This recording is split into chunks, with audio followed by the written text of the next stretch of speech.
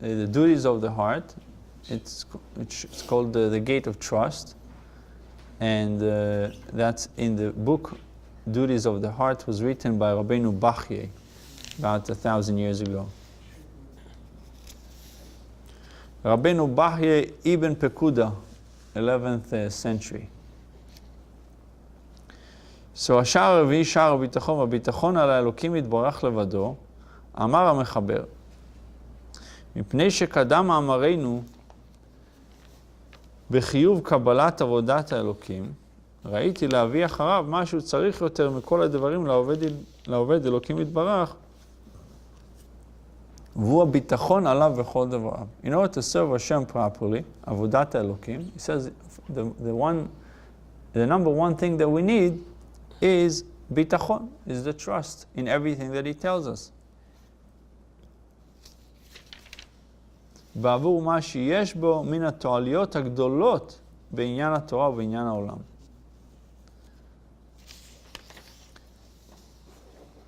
It says, having discussed in the preceding gate the obligation to assume the service of God, Rabbeinu Bachye spoke about the obligation to serve Hashem, the service of God. He writes, I think it proper to follow with what is needed above all things by a servant of God, and that is trust of God, trust in God regarding all his needs, for it is of great benefit in both religious and secular affairs. Now we'll see the commentary on it.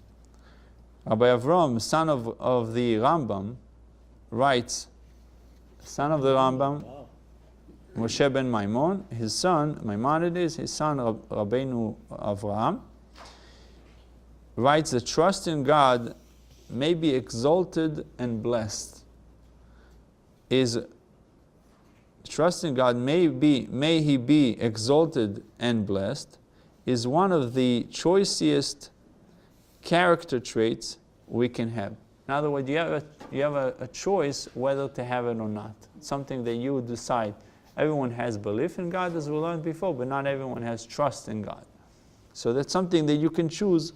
Like we say, everything is in the hand of heaven except the fear of heaven. So you can choose whether to have it or not.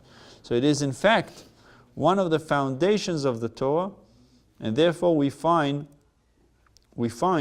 no one who argues on its necessity. No one argues that maybe it's not needed. Everyone agrees that a person needs to have a trust in God. In his commentary to Proverbs 35, chapter 30, verse 5, the Vilna Gaon, the genius of Vilna, writes, trust is a general commandment which protects us from transgressing any of the commandments. So it's a general commandment, but it's protecting us from doing any type of sins. We must know that faith is not it's not something that can merely remain in our thought. Rather, it must permeate the totality of our lives. It's not something I could, okay, I'll have it. It has to permeate you. The first principle of faith is that God controls the world. If He can deal with 1.5 billion people, today is what? 7 billion. We can be sure that in regard to personal matters, we will see the fulfillment of the promise stated in the verse. I have made you, I will carry you, I will sustain you and deliver you, from Isaiah. So if God can handle 7.5 billion people, you think He cannot handle your little affairs? Famous saying, maybe it's a bumper sticker, don't tell God how big is your problems, tell your problems how big is God. Understand? Instead of telling, oh God, I got this, I got that, tell your problems. God is big and He can handle this problem, He can handle that problem. Be able to do it. So, of great benefit, although the author seems to imply here that it is merely beneficial to have trust in God, in his introduction he clearly states examples of positive commandments from among the duties of the heart are to place one's trust in Him. While the Rambam does not list bitachon among the 613 commandments, we find numerous authorities who do attribute it. They attribute the mitzvah of trust as a component of one of the 613. Rabbeinu Yonah, Sharei Tshuva, explains bitachon as an extension of Maimonides' negative commandments, the 365 negative commandments, but he specifically connects it, Rabbeinu Yonah connects it with negative commandment 40, that a soldier at the time of combat may not fear the enemy. When you go out to war, when you go out to war on your enemy, and you will see a horse, and you'll see a horse and chariot, a nation bigger than you, you shall not fear them. Deuteronomy 21. We are hereby warned that if a person sees an immediate calamity, he sees a lot of big army, God's salvation shall be in his heart, and he should place his trust in it. Even though the situation might be dire, he should have a trust in Hashem. Furthermore, Rabbeinu Yonah, commentary to Mishlei, attributes the commandment of trust to the commandment of fear, suggesting that true fear of God is attained through a complete trust that everything comes from Him. Rabbeinu Yonah also attributes trust to the commandment of faith, suggesting that trust in God is the fullest extension of the commandment of faith. Meaning, to have a complete faith, you have to have trust. However, the Charedim,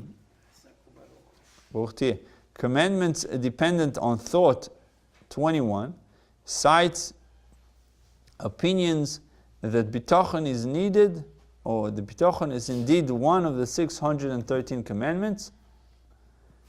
Writing in the name of Rabbeinu Yonah, complete trust in God is a commandment. As it states, be complete with God, your God.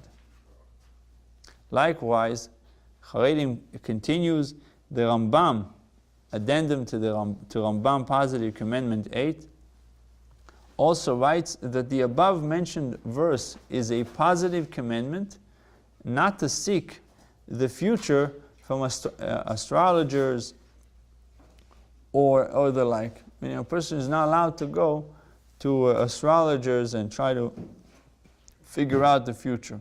Rather, we must believe that everything is from God, and He can know all the astrologers, the astrological signs. Even if someone tells you this is what you're destined to have or to become, or this is what's destined to happen, Hashem can change all of these things. So there's no need to go to them. We see it with Avram, as we learned that Hashem, he thought he's not going to have kids, and Hashem told him, go out, and because Avram Avinu understood astrology, and he saw that he is not supposed to have a son. So Hashem told him, go out of your calculations, and you will see that you have a child. It's true that Avram is not going to have a child, but Avraham is going to have a child. If we come close to God, then we can change all these, everything that seemingly was destined to happen, we can change these things. From this we can learn that it is a commandment to place the full trust of our hearts in God in all our affairs. This is enumerated according to Rabbeinu Yonah, Rabbi Shlomo ibn Gabriel, Rambam, and the Samak. The Meshech Chochmah explains the commandments of cleaving to God, attaching yourself to God, as a commandment to place one's trust in God. He connects the two. Kinat Sofrim, Sefer HaMitzvot, Commandment 5, writes, how can daily prayer not be a biblical commandment when the intent of prayer is to ask the Creator daily to fill all his material needs, without which one cannot live. That's what we do in prayer. And by praying, we yearn for His mercy, for we believe that He oversees everything and that He provides bread to all flesh. And the last point, religious and secular affairs. The author continues to explain the benefits in one's relationship with God and in his materialistic pursuits. When trust in God exists, the author is attributing the power of trust to all areas of life, is including every type of person, be his, her pursuit of wealth and worldliness, or of a pious lifestyle. Trust in Hashem, trust in God will be beneficial to all types of pursuits.